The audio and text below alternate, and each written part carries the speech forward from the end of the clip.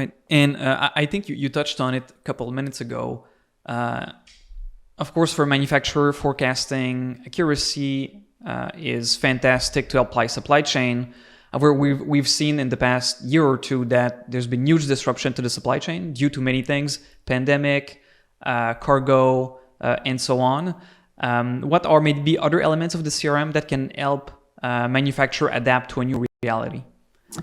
Yeah, well, that's it. Again, it all comes back to your sales forecast, right? So you can reach out proactively to all the customers and say, "Hey, Mr. Customer, we know that there's a critical component to one of our products. There's long lead times.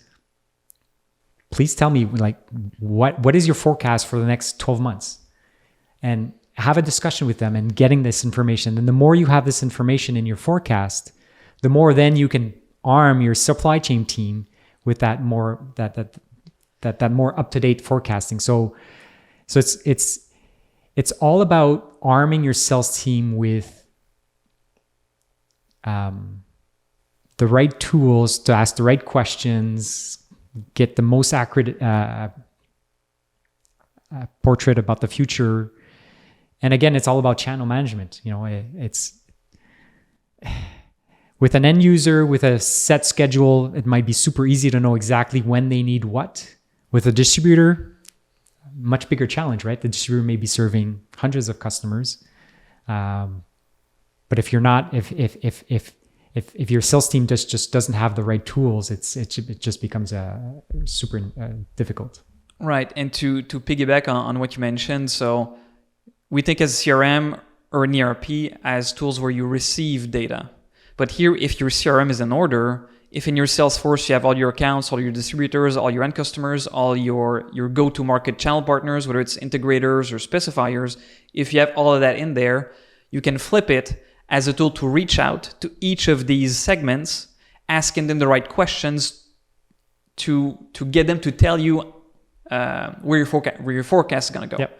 So you flip the switch where it's not just input of data, is okay, now that I have my segmentations, I can flip it, contact all these segmentations with the right communications, the right messages, and get even more data to help the rest of my operations. Exactly. And so this is what Salesforce calls Customer 360. And I think that's one of the reasons why Salesforce is number one on the market.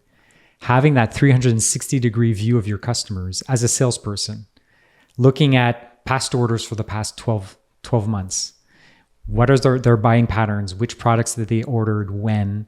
You can learn from this, and then you can plan your forecast. But you can also use this in your QBRs with your customers and say, "Hey, Mr. Customer, in the last 12 months, here's what you bought. Do you anticipate the same schedule for this year, the next, or how is that going to change?" So it's great because if you don't have this information, you don't even know where to start. And that's where the ERP integration is so important. If you have all this ordering information from your ERP provided to your sales team, they just have all of the data to have more structured discussions with your customers. Yeah, and it's not even just the sales team, is because you have all the data in one place, the CRM.